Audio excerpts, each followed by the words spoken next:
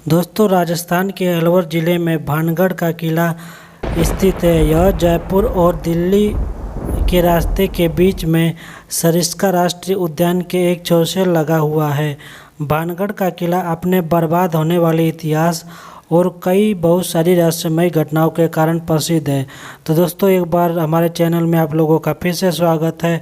अगर आप लोग हमारे चैनल पर पहली बार आए हैं तो हमारे चैनल BTech 54 को ज़रूर सब्सक्राइब कीजिए, साथ ही बेल आइकन को दबाइए ताकि मेरी आने वाली हर वीडियो का नोटिफिकेशन आप तक बिल्कुल आसानी से पहुंच जाए।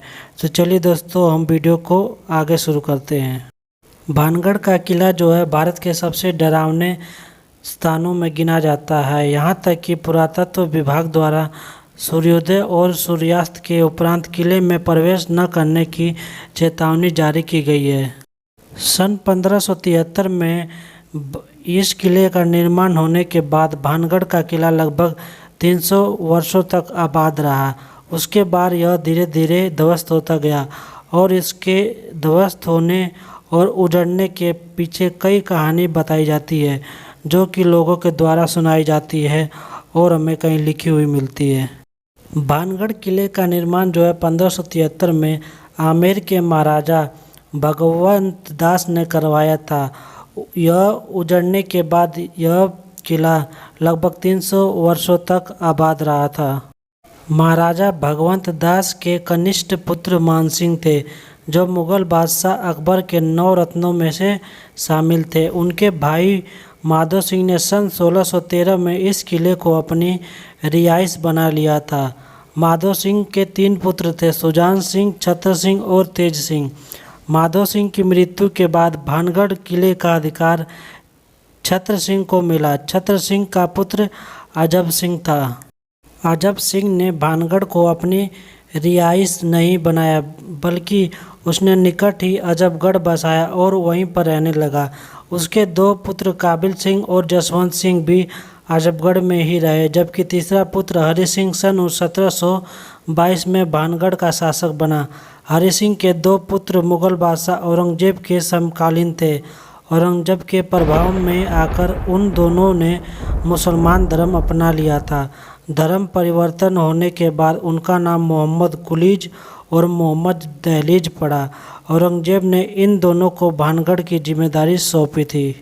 औरंगजेब के शासन के बाद मुगल कमज़ोर पड़ने लगे। तब राजा सवाई जयसिंह ने मोहम्मद कुलीज और मोहम्मद दहलीज को मारकर भानगढ़ पर कब्जा कर लिया। भानगढ़ का किला अपनी असामान्य घटनाओं के कारण बहुत ही जाना जाता है।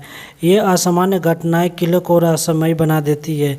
भानगढ़ का किला सच में क्या है, इसके बारे में प्रमाणित तौर से कुछ भी नहीं कहा जा सकता, लेकिन यह बहुत ही रहस्यमय किला और भूतों से घिरा हुआ माना जाता है।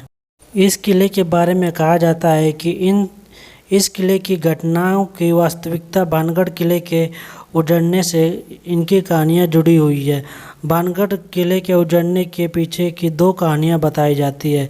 पहली कहानी के अनुसार यह बताया जाता है कि भानगढ़ किले का निर्माण करवाया गया, तब वह स्थान योगी बालूनाथ का तपस्थल माना जाता था।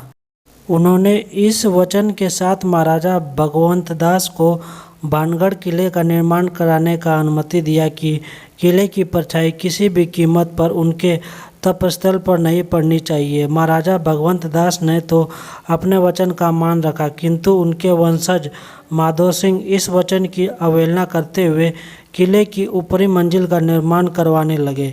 ऊपरी मंजिल के निर्माण करने के कारण योगी बालूनाथ के तपस्थल पर भानगढ़ किले की परछाई पड़ गई। ऐसा होने पर योगी बालूनाथ ने क्रोधित होकर श्राप दिया कि यह किला अब आबाद नहीं रहेगा, और ठीक ऐसा ही हुआ। वह किला ध्वस्त हो गया। इसकी दूसरी कहानी के पीछे यह बताया जाता है कि भानगढ़ की रानी रत्नावती राजा छत्र सिंह की पत्नी थी, जो बहुत ही रूपवती थी। वह राजा तितरवाड़ा की पुत्री थी। उसके रूप की चर्चा पूरे भानगढ़ में थी। रानी रत्नावती रूपवती होने के साथ साथ तंत्र विद्या में भी विश्वास रखती थी। एक दिन भानगढ़ किले में काले जादू के पारंगत सिंधु सेवड़ा नामक एक तांत्रिक आया और किले के सामने स्थित पहाड़ी पर साधना करने लगा। वहीं से एक दिन उसकी दृष्टि रानी रत्नावती पर पड़ी और वह उसके रूप पर मोहित हो गया। वह रानी रत्नावती को पाना चाहता था, किंतु यह बिल्कुल आसान नहीं था, क्योंकि रानी पहले से ही किसी और की पत्नी थी। इसलिए वह अपनी काली तांत्रिक शक्तियों के प्रयोग से रानी को पाने की योजना बनाने लगा। इस कार्य को करने के लिए रानी की दासी को उसने अपने साथ मिला लिया। एक दिन जब वह दासी बाजार से निकली तो बाजार में रानी रत्नावती के लिए श्रृंगार का सामान लेने गए। तब तांत्रिक सिंधु सेवड़ा ने तांत्रिक शक्तियों से उस सामान पर वशीकरण करके मंत्र प्रयोग करके रानी रत्नावती के पास भिजवाया। उसकी योजना थी कि वशीकरण के प्रभाव से रानी रत्नावती उसकी ओर खींची चली आएगी, किंतु सिंधु सेवड़ा को इस बात का ज्ञान नहीं था कि रानी रत्नावती काले जादू और तंत्र विद्या की जानती है। रानी रत्नावती उसके छल को समझ गई और उसने वह सामान एक चट्टान पर गिरा दिया। चट्टान ठीक उसके ऊपर की ओर जाने लगा।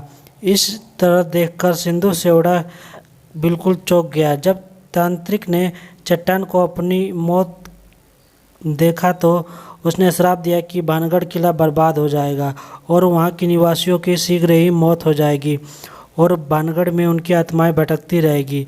और उसके बाद वह चट्टान के नीचे आकर दबकर मर गया। इस घटना के बाद कुछ दिनों बाद ही भानगढ़ किले में आजमगढ़ में युद्ध हुआ। युद्ध में भानगढ़ किले की हार हुई। युद्ध के उपरांत पूरा भानगढ़ तबाह हो गया। वहाँ के रहवासी मर गए। रानी रत्नावती भी नहीं बच पाई। उसके बाद से उनकी आत्माएं बताया जाता है कि यहाँ पर भटकती रहती है। ठीक ही उसी प्रकार हुई।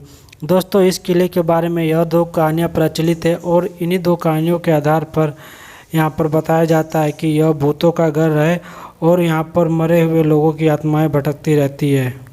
और इसी वजह से इस किले को रहस्यमयी किला माना जाता है और बुरी घटनाओं के बारे में इस किले को जाना जाता है और इसी कारण यह किला ध्वस्त हो गया था। तो दोस्तों, इन सभी कहानियों से भानगढ़ किले के बारे में पता चलता है। तो उम्मीद करता हूँ कि यह वीडियो आप लोगों को पसंद आई होगी। वीडियो पसंद आई हो तो हमारे वीडियो को लाइक कीजिए। चैनल पर पहली बार आए हैं तो प्लीज़ हमारे चैनल को सब्सक्राइब कीजिए। साथ ही बेल आइकन को दबा दीजिए ताकि मेरी आने वाली हर वीडियो का नोटिफिकेशन आप तक बिल्कुल आसानी से पहुंच जाए। और ऐसे ही रहस्यमय और इतिहास के बारे में जानने के लिए हमारे चैनल पर बने रहिए। तो चलिए दोस्तों, मिलते हैं हम किसी नेक्स्ट वीडियो में।